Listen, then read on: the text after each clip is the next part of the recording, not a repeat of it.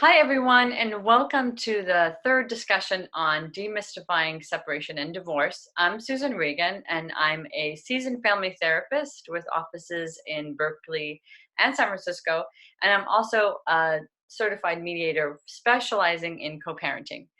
My talk on demystifying divorce and separation is to help bring light to some of the folks that I work with in the Bay Area who are experts in the same field. And today I have Robert Terris with us. And I'm thank you, Robert, for joining. I'm really looking forward to our discussion today. And I was hoping you could introduce yourself. Yes, thank you for having me. My name is Robert Terris. I'm a Bay Area mediator. I'm both a licensed attorney and a licensed therapist, and I do a lot of mediation involving families, primarily divorce and separation. So we just want to make sure to be clear that we're not giving any legal advice here. We're giving therapy, mediation advice about how we see and work with clients, and we hope this will be helpful to you. So one of the themes that we see in our practice, and I see, and I refer to you on this, is this level of stuckness that we see with people trying to get divorced. That sometimes, especially if they have kids, then it might take a long time for them to unravel their family relationship. And in that unraveling, we see a lot of tension building up. And that's the kind of work and focus that we try to solve, is that being aware of what the tension is about, different options that people have. And so that's our focus today, is stuckness and how to deal with some of the tension that builds up in a relationship when you're trying to separate.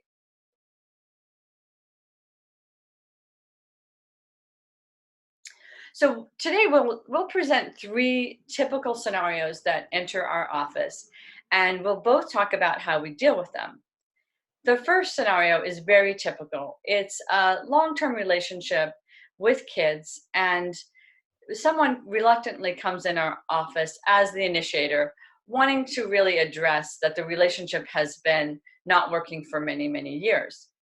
And in that, there needs to be getting the other person to cooperate, to come in and talk about these issues. Typically, there might be some tension that's built up in the family. The kids might be able to feel that tension. And basically, the couple's just not dealing with that the relationship is no longer working, the couple relationship, and there really needs to be some changes. And so I know I see that in my practice, and I often collaborate with you to deal with the procrastination piece. So I wondered if you had some things to say about this, ways that you might direct the clients and the couple, and other thoughts that you have. Yes, I think it's important to empathize with our clients who are stuck, because there's two very scary propositions. One is that they have the future of staying in this relationship in which they are extremely unhappy. And the other is this unknown of being separated or divorced, which has a lot of ramifications in terms of your financial security, your ability to see your children, how your community is going to receive that news. And if you're not on the same page with your partner about what you should be doing at this critical crossroads in your relationship, you can feel very alone. You can feel that you're pushing against his or her resistance or lack of action, inertia. And it can be really hard to change the status quo, to change that inertia. What I advise clients to do at this juncture is to invite their partner to a conversation, to explore and to correlate expectations about what do we want to do now that we're at this point in our relationship. We know that it can't continue as is, and we don't know exactly where it needs to evolve. If sometimes people are thinking about separation, but that doesn't necessarily mean full-on divorce. Sometimes people have different needs with regard to how slowly or how quickly they're going to separate. They want to phase it in. They want to experiment with different housing situations or different financial arrangements. Excuse me. And so what I tell my prospective clients is, let's invite your partner in for a conversation in which you basically say, not let's get divorced, I'm leaving you, but let's talk about what we're going to do over the next 3 to 6 months. Can we both agree that the status quo is very uncomfortable or intolerable? And if it is, then let's coordinate together a roadmap of what we want to do next, how we can explore options for change. Mm-hmm. And I would say that this is the very first thing to be mediated. I actually, I have that type of initial session with all my clients in which we're just basically correlating expectations about and mediating what's going to be the process for change. Mm-hmm. Yeah, and I think what I like about your approach is that because you have a background in being a lawyer and a mediator and a therapist, that you bring this emotional element into that work. And I find the same thing, that what I first address is the fear factor. That just like when you're having a fight with your partner and the talk is leaving or divorce, there's no way to talk about what's really going on that's problematic. And if we can talk about what's going on that's problematic, differences, different evolution, maybe somebody hasn't grown, maybe the agreements that were first made in the marriage are changed because there's kids now and people really shifted what they wanted. Maybe they're stuck in roles that they don't like. Maybe there's other stressors like money or in-laws or something like that. And to get people to talk about what it is that it's making this standstill, that's making this stuckness, that what are they avoiding looking at? And doesn't need to be a decision necessarily that there's going to be divorce. There can be kind of a practice of what are some of the new ideas that you haven't thought about? Where are the areas that are really the areas of concern that aren't working? But then to get them to have a discussion kind of breaks down that initial tension, I think, and resistance of doing something. Yes. Mm-hmm. Yes. And I feel that the counseling forum and the mediation forum can be very compatible at this particular juncture. I think that the counseling is particularly necessary and perhaps useful for couples who need to get some kind of emotional closure and process. Where are we at? Is our relationship ending? What kind of feelings do we have about that? But the way I would differentiate the mediation process from the counseling process is typically the counseling process involves a little bit more sharing of feelings. And often in my experience, one person kind of lobbying for the other person to fundamentally change. And I think that that's what can create the stuckness too, is this hope, this idea that if I just say the right thing, then this person's behavior will change, or this person will fundamentally finally see me, they will finally acknowledge me, they will finally change their behavior because they will be motivated to reach out and love me in the way that I've always wanted to in a relationship. And I think the critical realization which would bring people to the mediation forum is things are not going to change. I have to let go of hoping that the other person is fundamentally going to change his or her behavior. And if you're able to do that, able to let go, then in the mediation process, what you're exploring is, well, how can we now disentangle? Mm-hmm. Whatever speed that is. And specifically, what kind of concrete agreements can we reach in order to facilitate that change? Every mediation session that I do is culminating in concrete agreements. And these agreements are tailored for the couples who come into my room. Everybody has different needs in terms of how they're going to navigate this roadmap towards separation and disentanglement. And I think it's important to highlight that these agreements can precede any permanent settlement agreement. So you don't have to walk in necessarily to mediation saying, I'm getting divorced and I want to start discussing permanent settlement. I want to start discussing alimony, spousal support, and child support, division of assets. You can walk into mediation and say, we need concrete agreements so we can start the change, start to disentangle. Yeah, so I want to follow up on a few things that you say that I think are really important points to remember, is that there is a mediation process and an emotional process. And initially, the first part of the process is getting people to understand that the person isn't going to change, and they aren't going to hear that magic thing that's going to make the relationship mend.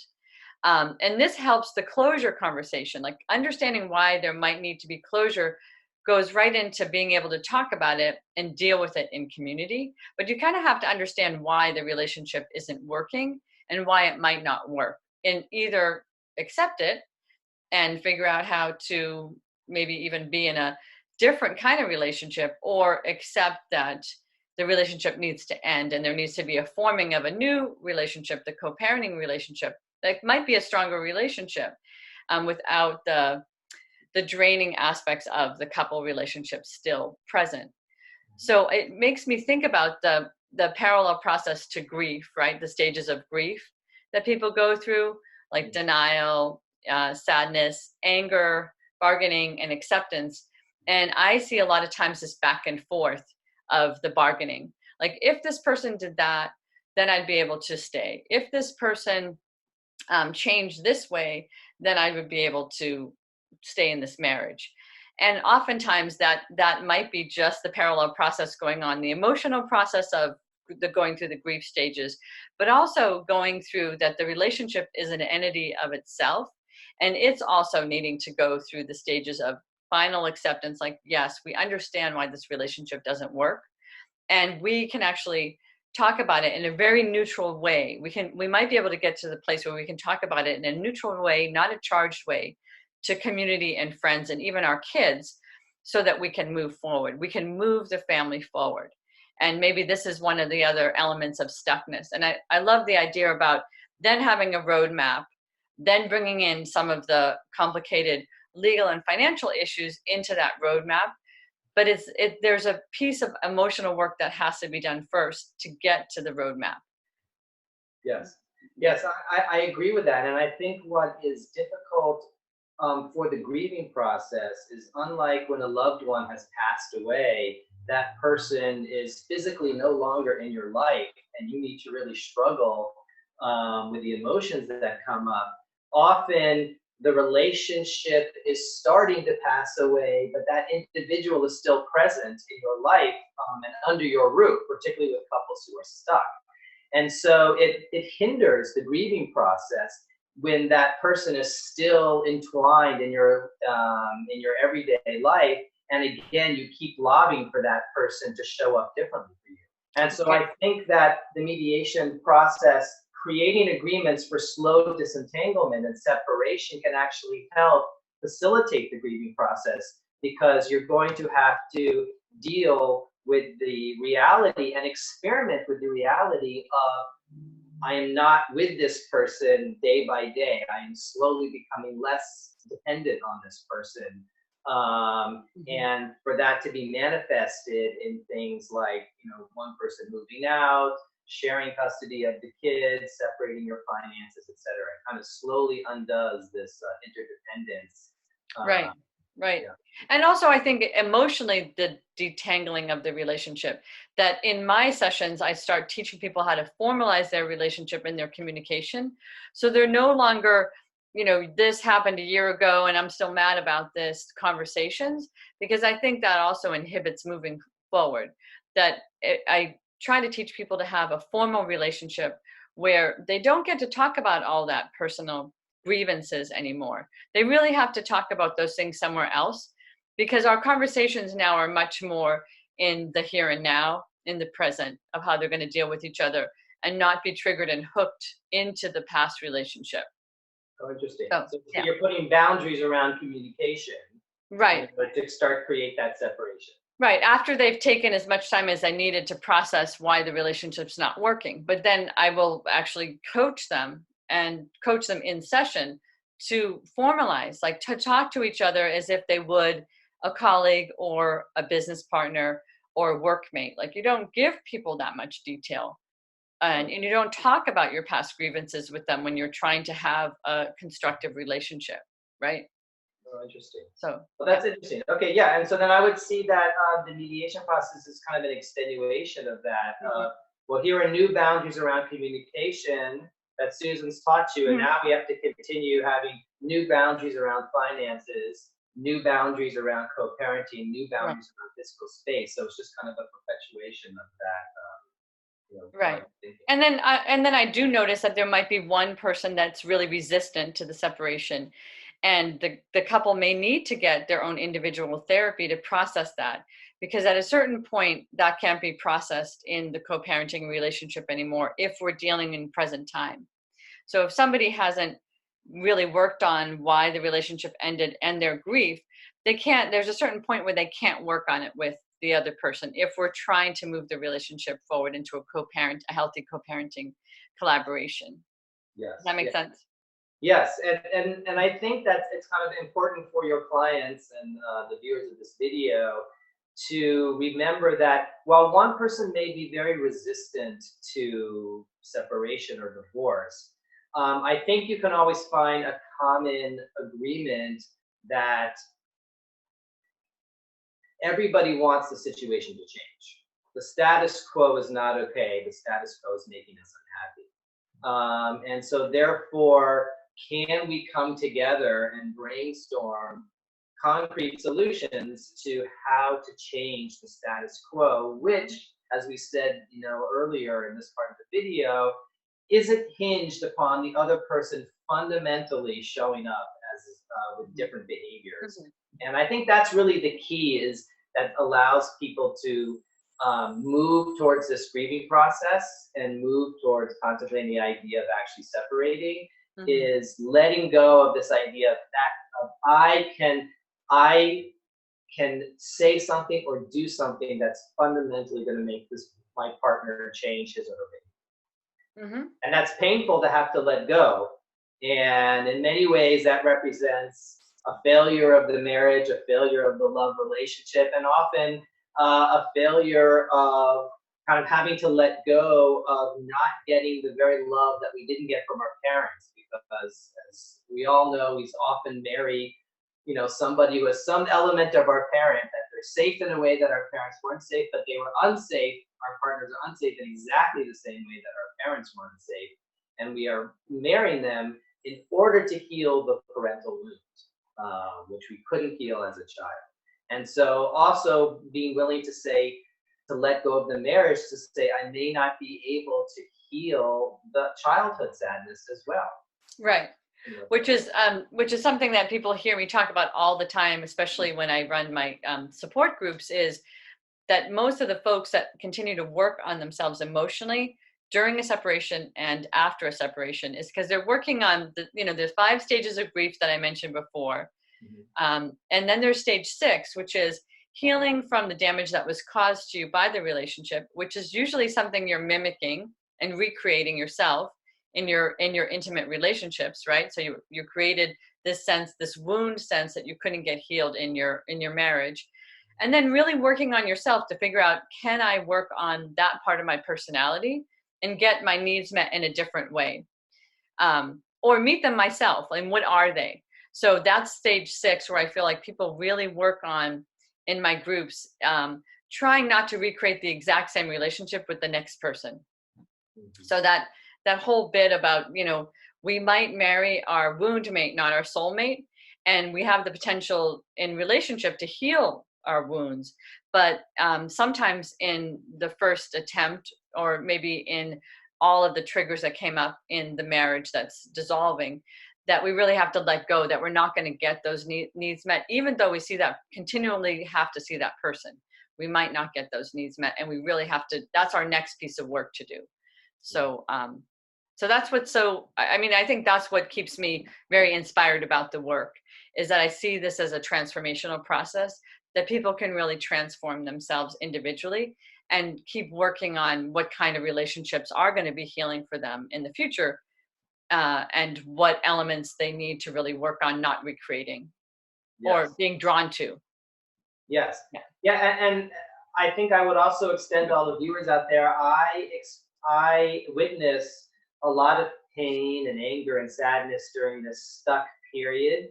And I want to say that in the overwhelming majority of cases, when I bump into or communicate with clients after they've divorced and separated, there is almost always a huge sense of relief, a huge sense of rebirth, a huge weight lifted off their shoulders, that they have disentangled and really been able to move on and focus their gaze, you know, whether it's the internal healing gaze or the productive outward gaze, to different vistas and different horizons, instead of it just being focused in on the trouble and the wounds that are happening at hand. So Right.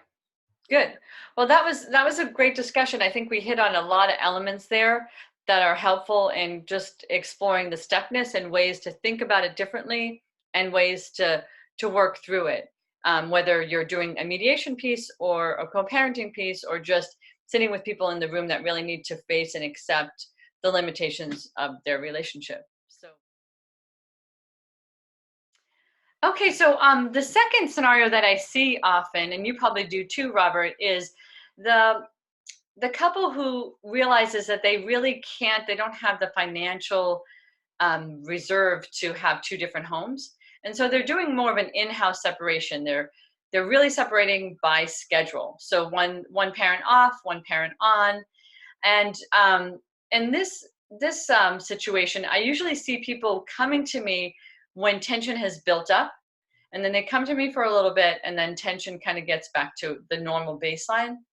And oftentimes I see this like during the holidays, that people will see me during the holidays a lot. Tension is really built up around family vacations, things that really emphasize that the relationship is a separation relationship, and they're kind of playing house, so to speak. Like sometimes they're interacting, sometimes they're not. And it's more, I think when their communities are seeing them, and they have to go back to their extended family systems, then this the need for separation shows up even more. So in regular life, they're able to pull it off and have separate schedules. And when they have to go into sort of traditional celebration times, their tension shows up more. So I think the question is around stuckness again, about what do people do when they have this limited resources and they feel like they don't have any choice but to stay in the same home together and just kind of wing it and hope that the tension isn't too intense for their kids. yes, well, I think that's really the key, is that last statement right there. I think the barometer for parents about whether or not the in-house option is sustainable is how well are the kids doing with the situation. Mm-hmm. Research has shown that kids are very resilient with regard to separation and divorce. There might be an initial dip in terms of anger or depression or sadness, but then they rebound, within 6 months. What the research shows, what is detrimental to children around divorce and separation is conflict, and whether or not there's conflict between parents, and whether or not there's conflict within the divorce process. And that has a very detrimental effect on their well-being. And so that conflict manifesting either in the house because you're within the in-house option, or you've separated and there's conflict between the parents. Both of those are equally detrimental. Mm-hmm. And so what I think it's important for parents who are exploring the in-house option to observe is, well, how much, how much tension is there around the house? How much conflict are we actually manifesting in front of the children? Are the children themselves experiencing this tension? Are they being scarred from the conflict between us? Are they learning from our dysfunctional communication patterns and from our lack of conflict resolution techniques? And then I think fundamentally the question is,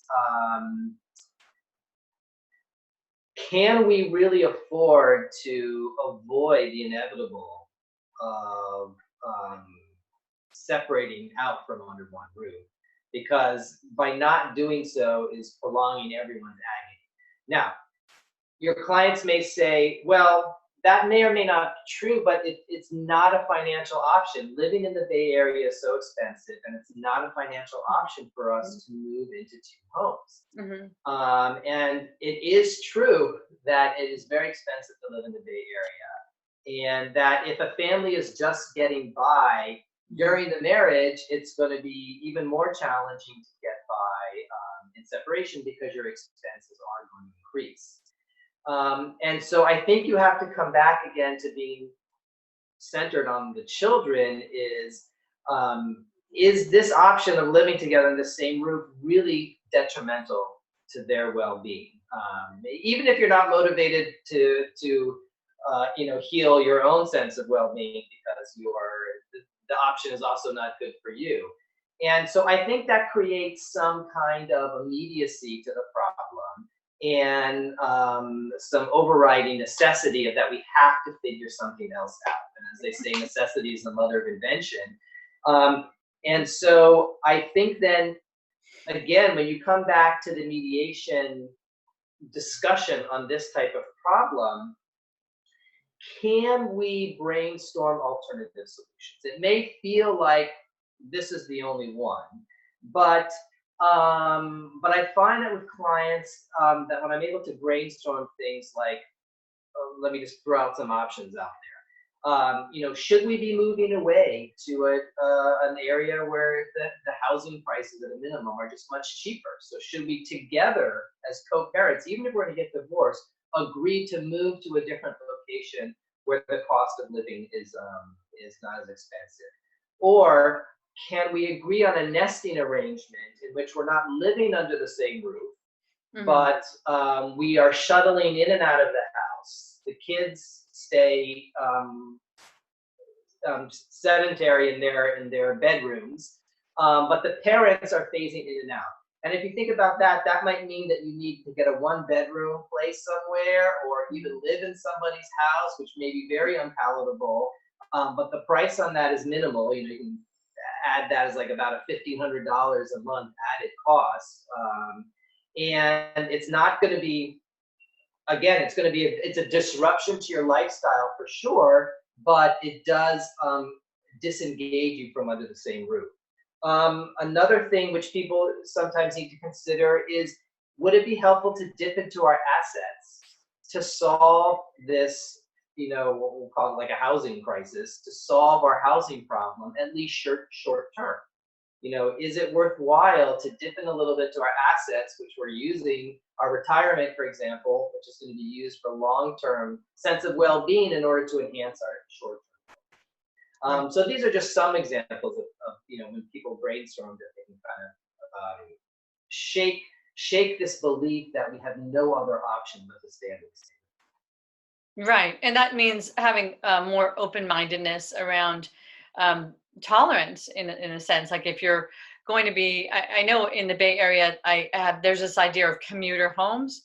And so sometimes some of my clients are living in a commuter home a few days a week, doing the nesting situation. So they're out of the house, and there's some relief there because parents can be on their own with the kids, not sharing that space, or not sharing space through like schedule separation, right? Like this person's going away for the weekend, this person's going on a business trip, or this person is going to crash at their friend's house 2 days a week, or they might come home like in the late evening, so they're not interacting with the kids on my night.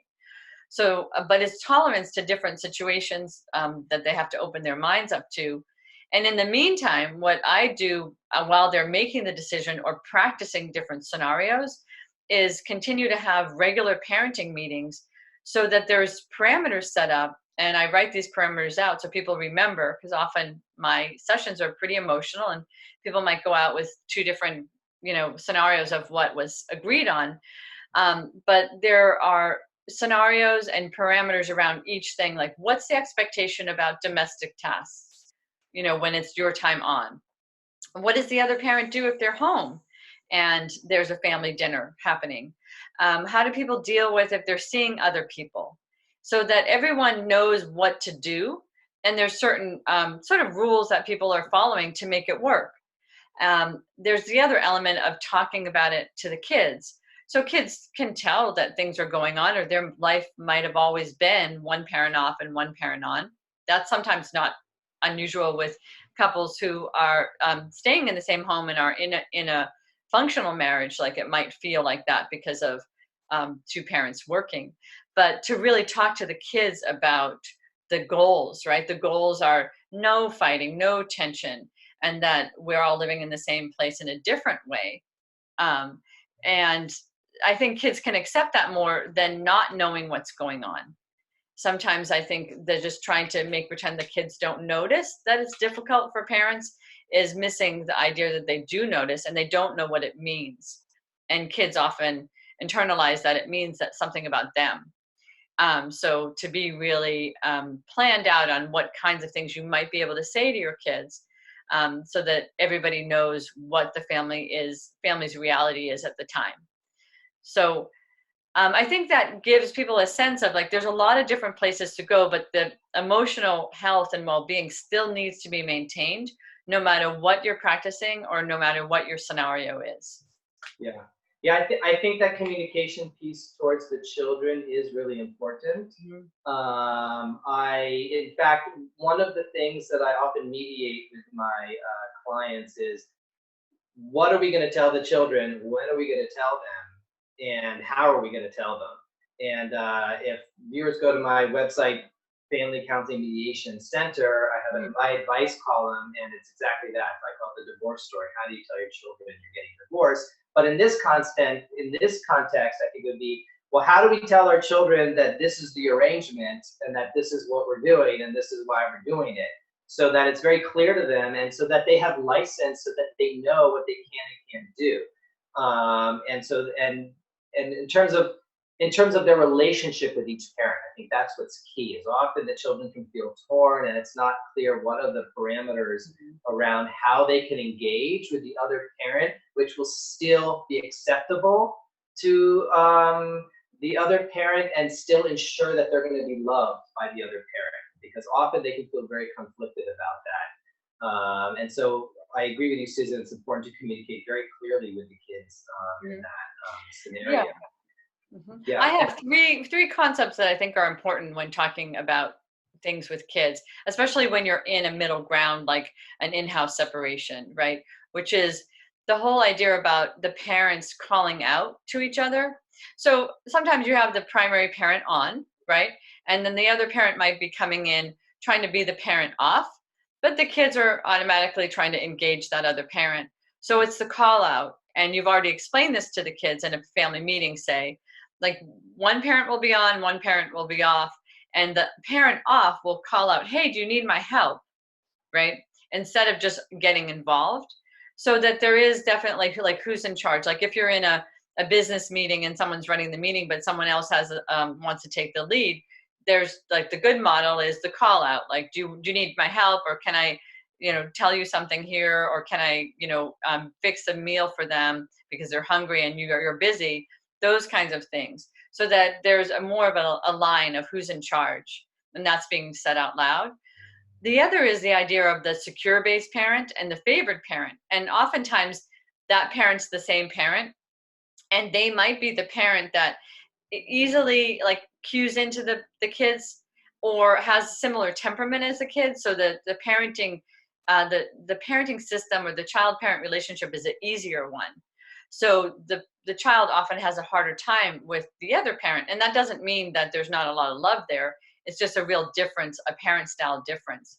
So I think to talk about the parent style difference amongst the parents first, and also to help that other parent deal with the frustration tolerance of the child, right? Because the frustration tolerance, like when you have to take a while to soothe the child, is actually a bonding, building a connection and bonding with the child, even though it doesn't feel so great. And that other parent is probably stepping in and needing to acclimate more to the parenting role than they have before. And so there needs to be some practice on that, that the other parent just doesn't step in and step over the parenting relationship. So those are some of the challenges I see in the in-house separation, is balancing the parenting roles and still parallel parenting together in a supportive way. In your experience, Susan, how successful, like statistically, how successful is the in-house parenting model? Like how many clients can actually do that? I mean, the reason why I think people try it is because they fundamentally don't believe that kids do well going back and forth. They feel like it's too unsettling for a child. And to help the child be stable, to stay in the same home and have the parenting happen all in the same home. That's why you talked about the nesting. Makes it easier when parents are coming in and out and not having to interface each other. But sometimes parents don't have the financial ability to have a second, site that they can go to. So that's challenging. And then you get the parenting relationship and the child parent relationship being really challenged in home. And I think with the whole movement of unconscious coupling came a lot of these concepts of people really trying to stay in an in-house separation for a while and be more conscious about the separation. So I would say that it has to be a very motivated parenting system that does this, and it really is constant work. So I usually see parents like every other week, every third week, to really work on the tensions that keep coming up between them, because there's two things. They're trying to separate emotionally, and they're also having to deal with each other all the time. So that's a real contradiction in a lot of ways, because sometimes it's a lot easier to separate with someone if you don't have to see them every day. And in this situation, you usually do, or you're talking to them every day. So it's challenging. And but I do see motivated parents doing this for a bit of time, and it seems to ease them in the next step, and it eases their kids in the next step of being able to tolerate a physical separation. And sometimes this happens with really young kids, right? Infants 2 up to 3, maybe up to even elementary school age kids. And then they feel like there's more of a buffer, and the kids can tolerate being away from each parent a little bit longer. So I think it's all an experiment, and it's all based on the uniqueness of the parenting relationship.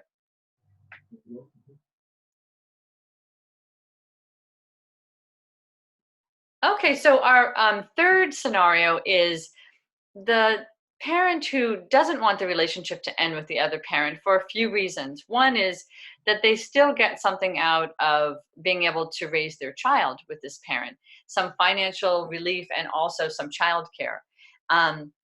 But knowing that once the parent leaves, they'll probably leave the area because they can't afford to stay in the area, and they'll be a single parent, and with visitation that's rare and maybe on the weekends.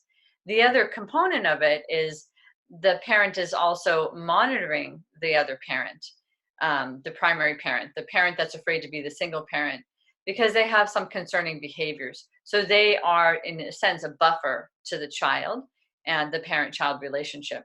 So in this situation, what kind of direction would you give clients?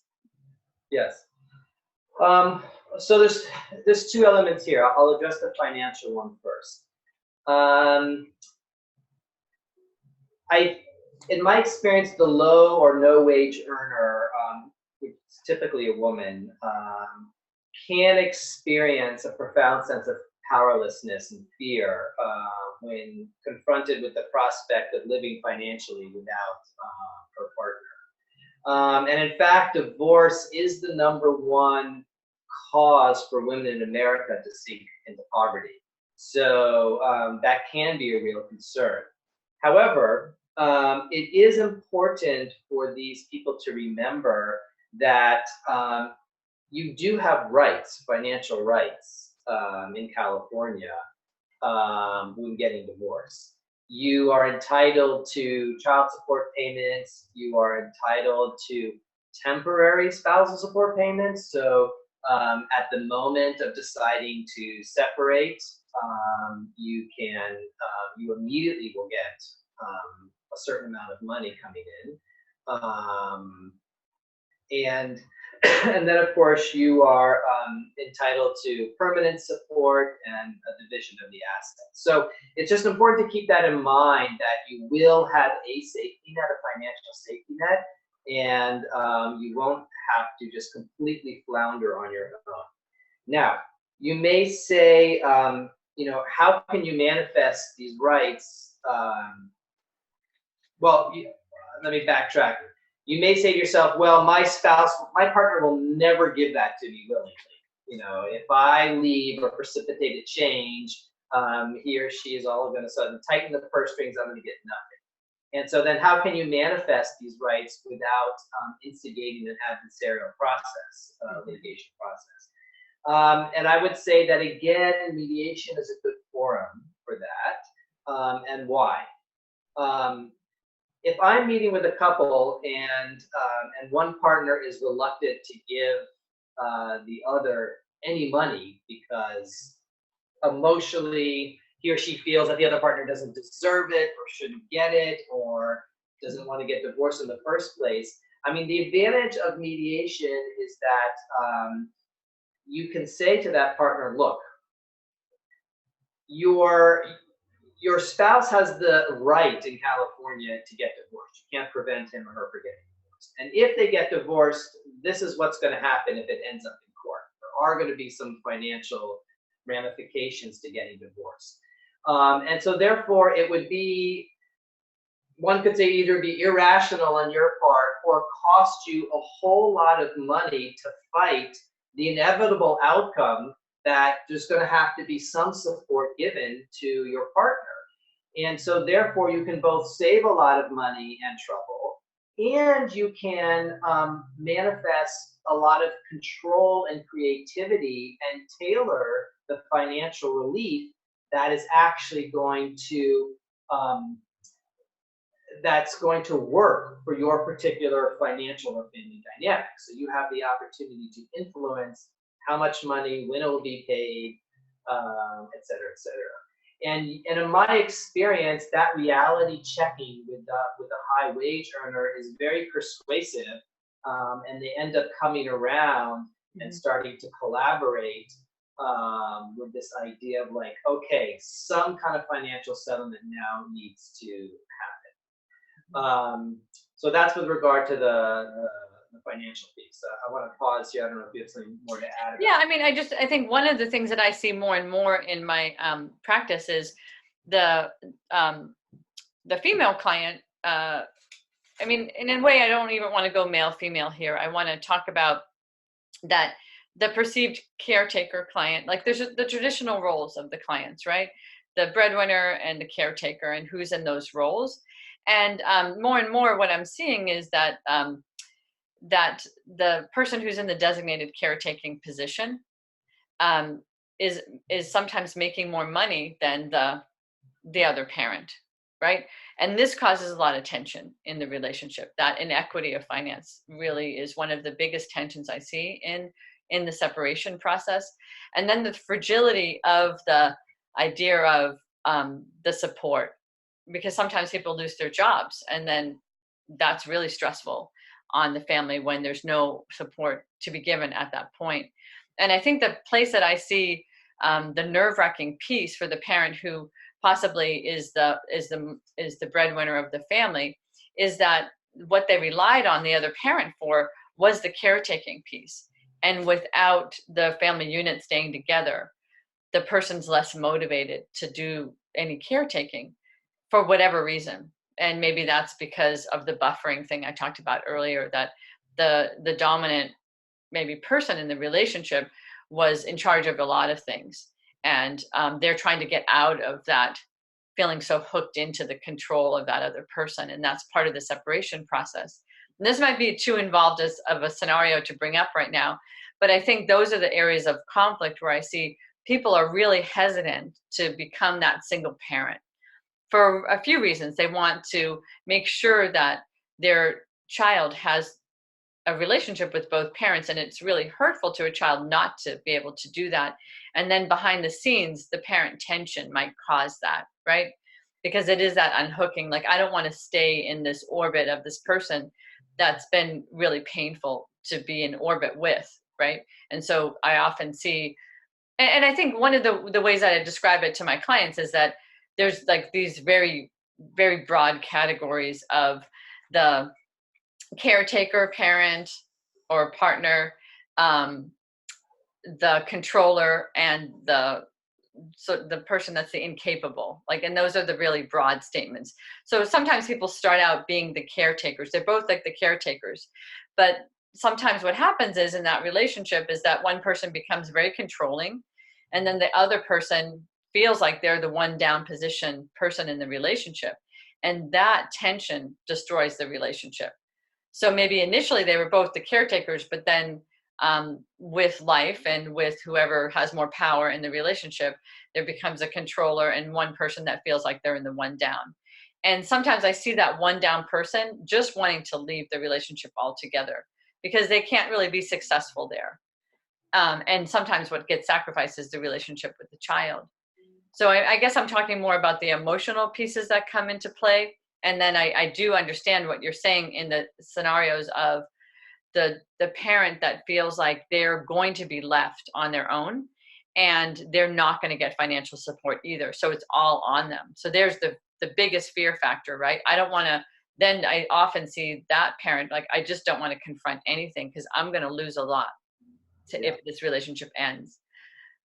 Yeah, and I think, as I mentioned, there are financial safeguards, but so with regard to the emotional aspect and the caretaking, I think it does take a village to raise a child, and I think part of the, I think there's a painful and isolating aspect, which I think is kind of primarily or more prevalent in East Coast, West Coast, middle class, upper middle class dynamics, is that we do feel very isolated, that it's only the nuclear family which is taking care of the children. And so then therefore to lose your partner in that caretaking role, no matter how minimal or maximal is their contribution, can feel very scary. And again, you have to look, I think, at separation. If you're not going to remain stuck in that quandary of, well, I really have no way out, you have to be willing to explore other options for getting support and to recreate that kind of village. And so you may lose, you may not be able to lean on your partner as much if you got separated or divorced.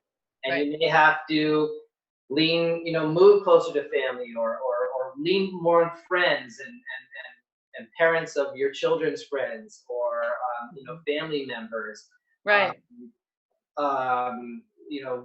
Explore collectives. In short, it is difficult. You are going to have to make an effort to recreate that support structure. And then the other thing I would say is that I think that one parent is often protective, in a sense, of the children's relationship with the parent who is either minimally engaged or dysfunctional in some way. And so they are doing their best to preserve the relationship between the child and the parent, and saying to themselves, well, if I leave, then the parent will have, our children will have no relationship with that parent. And so therefore being in that protective role of trying to preserve the relationship with that other parent, again, keeps them trapped in this relationship, which they find very unfulfilling and unsatisfying. And I think that, what I tell my clients is that I think really the tools that it's necessary to give your children is to express what they need directly to that parent. Like you can't entirely protect your children from one parent's dysfunction or absence or whatever it is, but you can equip them to be clear on their feelings and to encourage them and empower them to directly communicate that to the other parent. And you being the parent, that you being the parent to communicate that to the other parent, that never works. That just creates Exactly. Yeah. conflict. Yeah. But you can help your child develop the relationship that he or she's going to have. Again, a lot of it's out of your control about what you're going to do. Right. And I really like that thought about the child using their own voice, because I absolutely agree with you that the child needs to have their own voice in this scenario. And a lot of times when parents are talking to each other about, their discomfort in what they heard them say about a visit with one of the parents, it just creates a lot of conflict. And encouraging the child to talk to your parent about that. Like, how are you going to brainstorm how to have more things to do there when you're at their home, or whatever it might be, is definitely one of the ways to empower the child so that they know they have some say about their own comfort. And of course, we're talking about kids who are at the age that they can voice that, but really directing them towards that. And I also see if I work with the parents, I talk about this idea about the child's symptom that they're showing. So if a parent is hearing, hey, the child's really upset when they come back to my house from being at your house, then there's a discussion about, okay, well, how can both parents help that child with whatever they're struggling with? Sometimes it's like, okay, I'm not going to believe everything my kid says, because sometimes kids can say one thing to one parent and one thing to another parent. But I'm going to address the symptom of that they're uncomfortable about something, and maybe we both can talk about it. Of course, that takes people who are not in conflict and up against each other to actually have that conversation. And so that's something to consider. But the other thing that I wanted to mention that you said was the whole idea about the being unstuck. So this is a very stuck feeling of, I don't have an option. The only way I'm going to keep my child connected to this other parent is if I stay in the picture. And if I don't, everything's going to change and I'm going to suffer a lot. So that's a really stuck thought, right? Instead of, what are my options? Do I have to build better relationships with the other parents in my community so I have more support around pickups and drop-offs of my kids and them being involved with their community? Do I have to lean on my family to get more support if the other parent's going to do whatever they're going to do? So in a way, what we're talking about is this whole idea about acceptance, right? That accepting who the other parent is and the situation that you're in, and then what are the other options that are beyond that scenario. And that's what breaks the fear, right? And being able to talk about that with someone, whether it's a therapist, a co-parenting therapist, a support group, that you talk about what your fear is and other options to addressing the fear. Then staying stuck in the nuclear family, like that other parent is my only option, right? That's what I heard you say, which I think is really important in the theme of unstuckness, right? It's not avoiding the things that are uncomfortable. It's really addressing them and finding other solutions to them to move forward. Yes, I mean, the problem with stuckness is that those voices are extremely persuasive. If you're just projecting options in your head, and the ones that are saying don't change the status quo, can that end up being extremely persuasive. And it's almost I think it's very difficult to come up with good arguments about why somebody should get unstuck. The only thing which can counterbalance that is to nurture a healthy intolerance for you and your, I always like to start with my clients, a healthy intolerance for you not getting your needs met. You deserve to get your needs met. And that becomes then a model for, if you're going to get your needs met, you're going to model for your children how they can get their needs met, and you're going to have more resources, internal resources to actually help them get their needs met. It kind of creates a very healthy domino effect. When you focus on yourself and you say, you know what, I deserve change. I deserve to be happy. I deserve to be filled. And so it's really kind of letting that be your compass, and then being open to change, slowly happening, and experimenting with other, you know, family dynamics. And, Right, right. And I always tell my clients that what's changing is the structure of your family, not your family. Like everybody still is going to be family, but family might look really different. But in essence, like that both parents are the most invested to the child, but there also is other people that are invested to the child. Like it takes a community, it takes a village to raise a child, and to really work on that, breaking that feeling of isolation in order to move on. mm-hmm. Yeah. So good. I'm glad we were able to discuss that scenario. Thanks for all your words of wisdom there.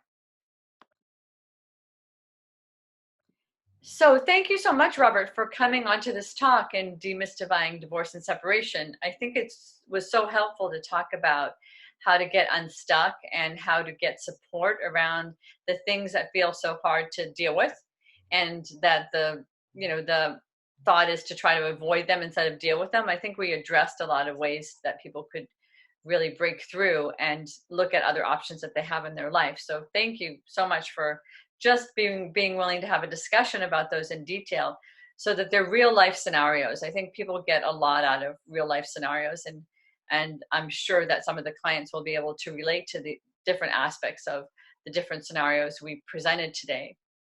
But I wanted to let everyone know ways that you can keep in touch with us and get in touch with us if you have any questions, or you can email either of us. There'll be links below provided for both of us. And I wanted to let you know that there'll be a fourth discussion that I'll be presenting in November, as well as 3-hour talks on the subjects of deciding to divorce, and co-parenting. And then in February 2020, there'll be 4 weeks courses presented on each of those topics. So feel free to sign up for my newsletter so that you can stay in touch with some of the things that I'm doing and some of the services I'm offering online. And I also speak on psychological tips in different areas so that you can get some support that way as well. Anything you'd like to say in ending, Robert? No, I also just want to extend an offer to be a support to people who feel they're in this transition or stuckness phase.